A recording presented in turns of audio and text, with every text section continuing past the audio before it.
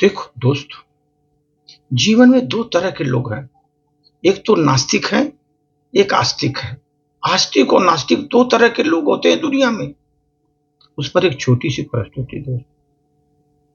एक जगह कुछ मित्र एक स्थान पर एकत्रित हुए। सभी नास्तिक प्रवृत्ति के थे, सभी नास्तिक प्रवृत्ति के थे और आपस में ईश्वर के अन्याय पर चर्चा कर रहे थे। वो नास्तिक प्रवृत्ति के थे तो ईश्वर के अन्याय पर चर्चा कर रहे थे। वो पहला मित्र बोला, भगवान भी कितना निर्दयी है ना, उसको तनिक भी दया नहीं आती। कितने लोग प्राकृतिक आपदा में मर जाते हैं, बेघर हो जाते हैं, अपंग हो जाते हैं और बेचारों को असहनीय कष्ट सहना पड़ता है। दूसरा बोला, हाँ भाई हाँ, ईश्वर तो बड़ा पक्षपाती है। वह दुष्टों को तो अमीर बना देता है और सज्जनों को गरीब बना देता है। तीसरे ने कहा, भाई इस संसार में ईश्वर नाम की कोई चीज है ही नहीं है, सब बकवास है। चौथा व्यक्ति बोला, हाँ सही कहते हो, किंतु हमारे शास्त्र तो ईश्वर को आस्तिक बताते प्रमाणित करते हैं। मुझे लगता है कि ईश्वर है भी तो वह किसी तानाशाह की तरह होगा।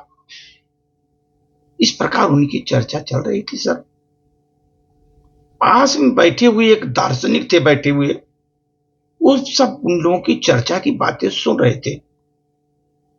उन लोगों के पास आए, बोले, भाइयों इतनी देर से मैं आपकी बातें सुन रहा था, आप सबको क्या लगता है भगवान है कि नहीं है? वो दार्शनिक आकर बोला। वहां चारों ने गर्दन हिलाकर हामी भर दी। दार्शनिक बोले, अच्छा ठीक है, आओ चलो मेरे साथ, मैं आप सभी को एक अजूबा दिखाना चाहता हूं। सभी एक दूसरे का मुंह देखने लगे और जिज्ञासा के साथ वो उसके साथ चल दिए, उन लोगों के साथ। दार्शनिक इन्हें खेती की ओर ले गए। दो खेतों के बीच जाकर खड़े हो गए। एक ओर रंग बिरंगे सुगंधित फूलों की खेती थी तो दूसरी तरफ तंबाकू की खेती हो रही थी।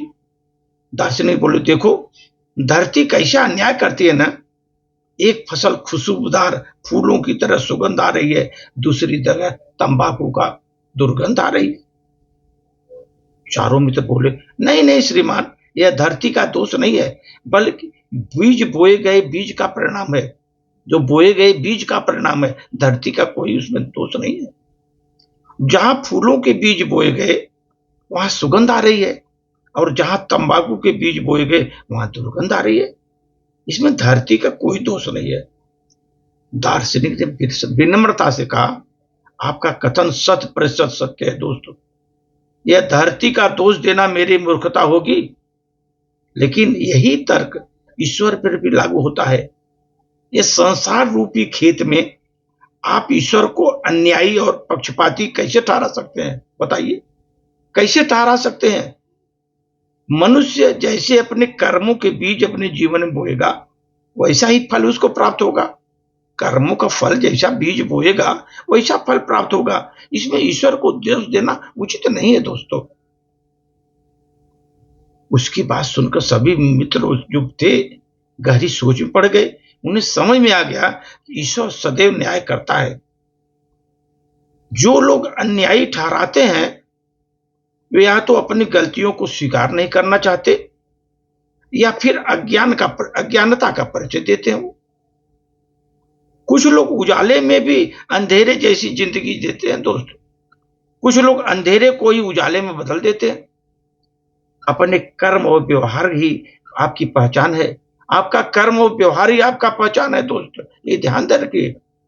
आप जैसे कर्म करेंगे, जैसा बीज बोएंगे वैसे फल पैदा होगा, वो समझ लीजिए। इसलिए कर्म जिस तरह करेंगे उसका फल प्राप्ति उसी तरह होती है। स्वर्ग नरक और जन्म मृत्यु इतिहास उपहास सब अधिकार क्षेत्र में है। चाहे स्वयं का निर्णय कर लो कि तुमको क्या चाहिए, स्वर्ग चाहिए, नरक चाहिए। दोस्तों ये ध्यान रखो, ये संसार जो है ना हमारी कर्म भूमि है। यहां ये संसार कर्म भूमि है। संसार में न किसी का कोई मित्र है न कोई शत्रु है। ये ध्यान रखो। संसार में कोई न किसी का मित्र है, न कोई शत्रु है। जीव अपने कर्म से ही सबसे श्रेष्ठ मित्र और सबसे बड़ा शत्रु बनाता है। अपने कर्म से ही सबसे श्रेष्ठ मित्र बनाता है और अपने कर्म से ही सबसे बड़ा शत्रु पैदा करता है।